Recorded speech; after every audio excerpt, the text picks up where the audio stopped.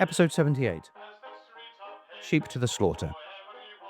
Failure at Festubert by W. Linton Andrews. Read by Roger Morledge.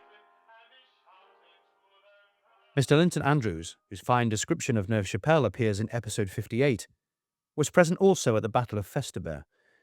He introduces his terrible story by a charming description of an awakening into a French farmyard. My heavy eyes, struggling to open, fought the fight. My spirit, travelling back by painful ways from unimaginable remoteness, stirred my body out of its inertia. A girl's face, alight with tenderness, was looking down on me. I lay beside Nick in the bewilderment of exhaustion. "My brave jocks," said the girl, "rest quiet.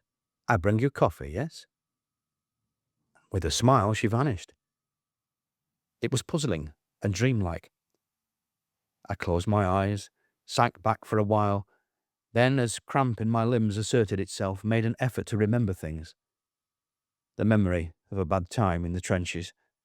Much shelling, casualties, legs and arms blown off, long anxiety as our reliefs came up, an interminable march, the discovery of the carts, the climb into its shelter from the wind. "Nick," I called gently. The lad did not move. The girl came back with bowls of coffee, bread, and fried ham. She perched herself on the backboard, looking down on us maternally. "Camarade now thirsty?" she said. "Camarade très fatigué," I replied. I called to Nick again. He woke with a nervous start, broad awake at once. "Mon ami, mon brave ami," I said, by way of introduction. "Damn good breakfast," the girl pleasantly remarked to Nick, who rubbed his eyes gravely. She spoke soldier's English, and there were inevitably swear words in it. Profanation of such fresh, pretty lips was inevitable. But the sweet concern in her hazel eyes, the kindness in her face, were proof of her gentle nature. "My poor boys, you fight, yes? Oh, I love the jocks. Damn nice, you jocks. I bring more bread, yes?"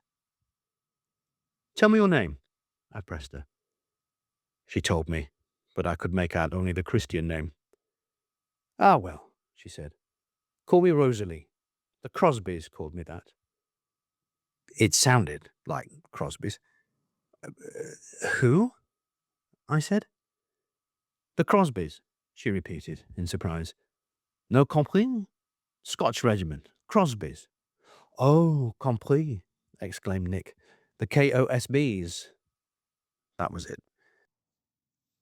"What's this?" asked Nick, looking at her coverlet, a nice warm carpet rug. Rosalie laughed merrily. "I found you here at 5 this morning. I give you couverture." Bless the dear, we had fallen into good hands.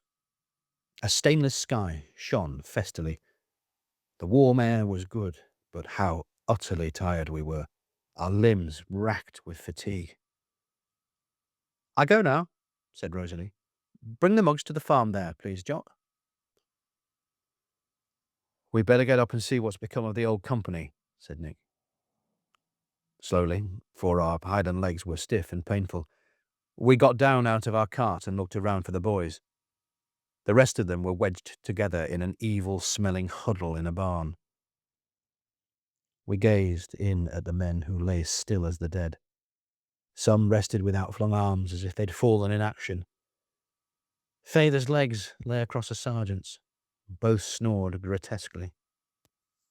"Not thinking of waking, Willie?" I said to a chum. He woke with eyes of terror as if caught sleeping at his post. Then he saw who I was and went to sleep again.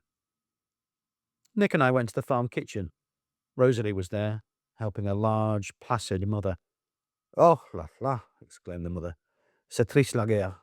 Many dead, yes?" "Ah oui, beaucoup, madame," I said. And that was about all Nick and I cared to tell her. It was pleasant just to sit there in the warm kitchen, where the brass and pewter shone, and the dinner on the stove smelled good. Rosalie went about her tasks with good humour. "Mademoiselle Rosalie," I said, "you have been good to us. "Ah, no, John, that is impossible," she said. "One can be too bad, but too good. Oh, no." We were still uncertain whether we were to move that night, May the 8th. Little ration bags were given to us to tie to our equipment. I filled mine with figs, biscuits, chocolates, and cheese. The waiting began to get on our nerves. I put in my diary, "Shall be glad when we start. Don't like the idea of dying without ever seeing Gertie and Janet again. No philosophy can cure the yearning for one more sight of those I love. May God be very good, Tommy darling, and to my sister." Remember, this is not my own story alone. It is the story of many thousands of others. We did not go into battle like the brute beasts that perish like sheep going to the slaughter, but in what might be our last hours, thought very tenderly of those at home. At 8 o'clock came the time-honoured words, the order for which we had waited so impatiently. "By the right, quick march." My company carried tools, the others ammunition. Many units were going up, and there was much traffic of ammunition and of guns. It was 5 hours before we reached our appointed position, an entrenched line where we were to await the bombardment. We were somewhere near Festubert. Though at Neuve Chapelle, we had a very good idea of what we were after. Here, coming to what to us was a fresh bit of line, we had only vague ideas of the battle plan. Once the sweat of carrying our rifles, spades, picks, and ammunition had dried on us, we began to feel bitterly cold, and were glad when we got an order to move into dugouts. 6 of us were put in one that was carpeted with straw. Sometimes we looked out and saw the stars shining. We listened for the noise of battle, but all was quiet except for the distant rumble of German carts on paved roads. It seemed that Jerry was bringing up rations as usual. Ch12, one of our best singers, was in our dugout, and we got him to sing our favourite on such occasions, "There's a Wee Hoose." It made us think of our homes and the old folk and our sweethearts. It was only a music-hall song, but to us it was a hymn before battle. Chick was never to see his Wee Hoose again. He was blown to pieces an hour or two later. At 5 o'clock, a battery behind us started to hammer away. In a moment or two, there sprang up what seemed to be miles of British artillery fire. We looked out. It was a good day for the observers, the sky clean of any speck of cloud. The continuous, shattering roar of our guns was varied now and then by the swish of a German shell over our heads. "Stretcher bearers!" The familiar cry went up, never to cease all day. Wounded men were now walking back in our narrow trenches. English soldiers were pressing forward with ammunition. One had a football tied to his haversack. At 7 o'clock, word was passed along. "The German trench has been taken." We were very cheerful, everything considered. This rumour proved to be untrue. We waited long past the time when we expected to move. This was ominous, for it meant that we were still a long way from the German second line, whatever had happened to the first. A sergeant put his head in the dugout. "Get your men out quick, Corporal, and move forward as fast as you can. Force your way up. We mustn't be late on any account. Do not stop for the wounded. Get on." It took us some hours to make our way to a position a little behind the front line. We were under heavy shrapnel almost all the way. At one point, we had to rush across the open under fire. While I was running, my water bottle broke loose and I lost it, but I did not stop to pick it up. The trenches were horribly jammed, and the cries of the wounded Seaforths and Gurkhas waiting to get past were piteous. But our orders were clear. We had to force ourselves forward. There was no stopping to exchange a friendly word with some poor cripple. Our bombers were in front of my section. A small shell, some called it a pipsqueak, a name not very familiar to us then, banged into the middle of them. 2 of my friends, Jimmy Scott and Spark, were badly hurt, and Harley slightly. We were getting far more fire than we expected. Jerry was surprising us. We never thought we should have anything like this trouble to get to the front line. We were all wedged together in the trenches, men of different units, bombers, riflemen, runners, wounded and dying. We were so thick at some points that if a shell came, we could not crouch down. We of the Black Watch elbowed our way ruthlessly to the front. It was madness to stay there in that jammed trench to be shelled to pieces. When we came to the front line, or near it, there was more room, and we could lie at the bottom of the trench. Nick and I kept together. A box of bombs had been left in our fire bay. Nick pointed to it, laughing. I pushed it as far away from us as possible. There was nothing else to do but wait for orders. I brought out my little notebook and scribbled a few words. This was part of my entry at 3:30 p.m. Under bombardment, nerve-wracking medley of roar and clatter.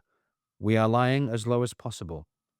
From the bottom of the trench, I can see white puffs, shrapnel, in the sky. Also, dense yellow-brown clouds where German high-explosive shells strike near our trench. Overhead, aeroplanes are like filmy silver-grey moths against the glorious sky. Rushing winds accompany the whooshing and whooping and whistling of the shells, and earth continually topples over into the trenches. Have just been struck by a piece of shell, only a scratch on my right hand. The bombardment continued for perhaps an hour. The German fire was vigorous and accurate. We were showered again and again by volcanoes of shell-torn earth. The call for stretcher-bearers never ceased. About 4 o'clock we moved towards the trench close to the firing line, and were still vigorously shelled. There came a check. Men were bunching in front. Nick and I dropped to our knees for cover. Something struck the earthen wall hardly 6 inches from our faces and burst. Our faces were blackened, but we were not hurt. Nick said afterwards it was a rifle grenade. Yet a rifle grenade bursting 6 inches away from our heads must have killed us. We argued about it later, but never came to a conclusion. It was one of those inexplicable escapes which came to every soldier. We now saw why our progress had been checked. A narrow trench was crowded with dead, dying, and ammunition. Each of us had to take a box of ammunition and push on to the front trench. Here, too, we were shelled, though not as vigorously as before. Evidently, Jerry knew all about our crammed communication trenches and was sowing death there as it would reap the biggest harvest. We were still not wholly dispirited. We had still seen very little of the battle. Except for a brief dash, we had been in the trenches the whole day and had not seen one German. We did not know what had happened in front of us, except that obviously the German front line had not been taken. We sat down on the fire bay to wait. Our platoon officer came and sat with Nick and myself. "It looks bad," he said. "I don't believe our shrapnel's the slightest damn use for destroying trenches." The bombardment had slackened, and we had a peep into no man's land. I shall never forget the sight. This is the note I made of it at the time. "Ghastly spectacle of dead and wounded in a long line, looking like sandbags," one man said. Our A Company had charged with the 4th Seaforths and lost heavily. They got 10 yards from the parapet and were mown down by machine guns that burst out simultaneously. The Indians had gone over and suffered the same fate. There was the frightful smell of charred flesh from a casualty whose clothes had been set on fire by a shell. A runner came along with messages. Mr. Sturrock went to report to another officer. He came back with a stoical face. "Sorry, boys," he said. "We go over next." "Shall I tell the men?" I asked. He replied, "No, not yet. They'll know soon enough. Just see they've got bayonets fixed ready." And then he had another good look at no man's land.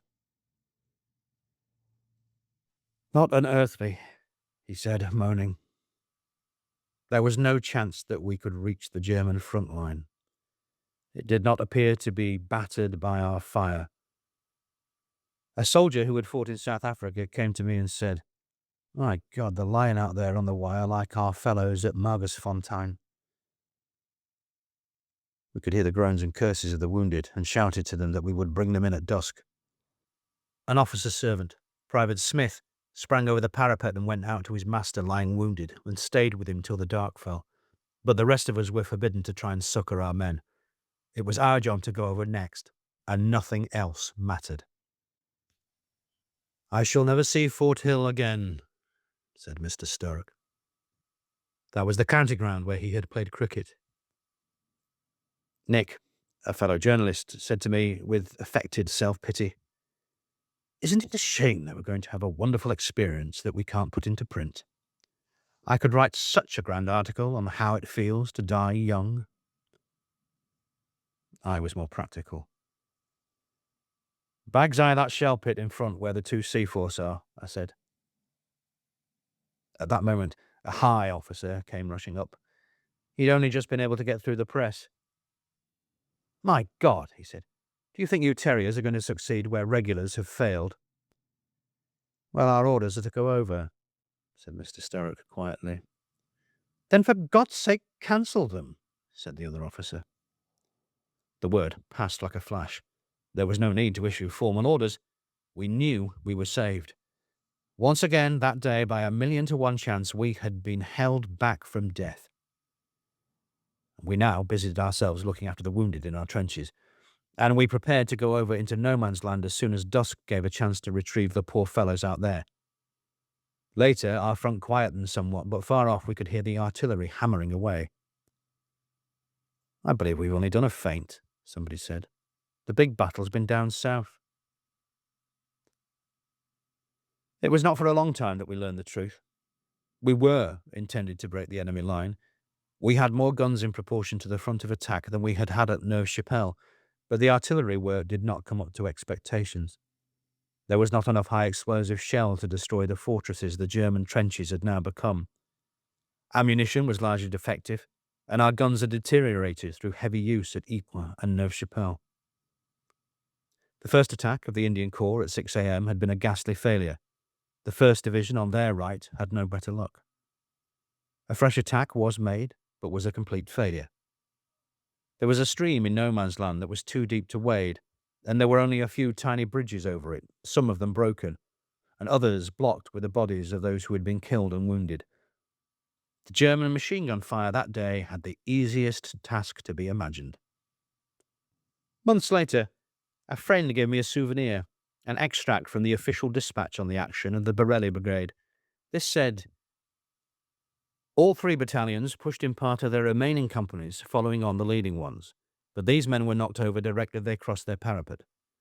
Each commander came to the same conclusion, that since our artillery bombardment was so inadequate and the enemy's artillery, Maxim and rifle fire was in no way reduced, it was useless and a waste of life to throw in the few remaining men left in their hands, and therefore did not send their last reserve forward. This decision of theirs had my complete approval, the Brigadier's, and I decided not to send in the 3 companies of the 1st 4th Black Watch, which formed my brigade reserve, for it was evident that neither the enemy's parapet, personnel, nor machine gun had been seriously weakened or reduced by our artillery. Before it was dark enough to go over the top to bring in our wounded, my platoon was ordered to a communication trench. By this time, we were greatly disheartened. The night turned cold. We shivered in our trenches. We could never lie down for more than a minute at a time owing to the passage of wounded. A man bandaged about the knee and arm painfully carried on his back a chum worse hit than himself. Almost every Black Watch man passing up spread fresh news of casualties to our friends. Our company commander, Captain Boyes, was among the wounded. When he got to the first aid post, he was obviously in pain. Major Rogers said, "I'll give you morphia." The captain said, "Have you got plenty?" Major Rogers replied, "Not too much." "Well, then keep it for the others," Captain Boyes said. We caught a glimpse of Colonel Harry Walker and the adjutant, Major Tarleton. They were brisk and energetic, and he put fresh heart into us to see them. Colonel Walker, seeing some of the youngsters who had come up in the last draft and had not been under fire before, said to them, "Well, lads, you may have been boys yesterday, but you're men now. Yes, men." We heard glorious accounts of the work of our medical officer, Major Rogers, who never ceased for a moment to cope with his immense task. Before dawn, we moved off to the redoubts we had occupied the night before. We were disheartened at our failure to take any of the German trenches and by the gloomy reports of the losses of our battalion. These were said to run to hundreds.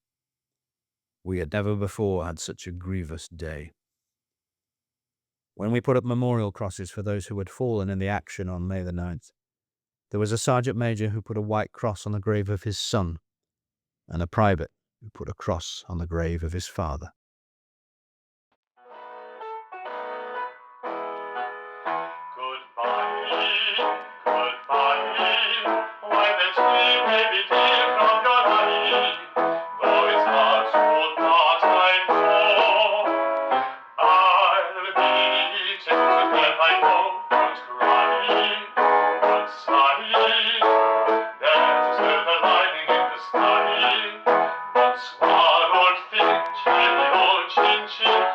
toodle-oo, goodbye.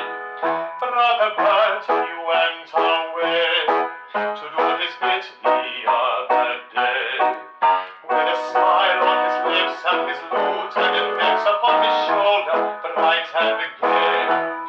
As the train moved out, he said, remember me to all the birds, though he wagged his paw and went away to war, shouting out these pathetic words.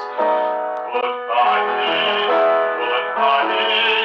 when the tears may begin from your eye. Oh, it's hard to part, I know. I'll be tickled to death, I go.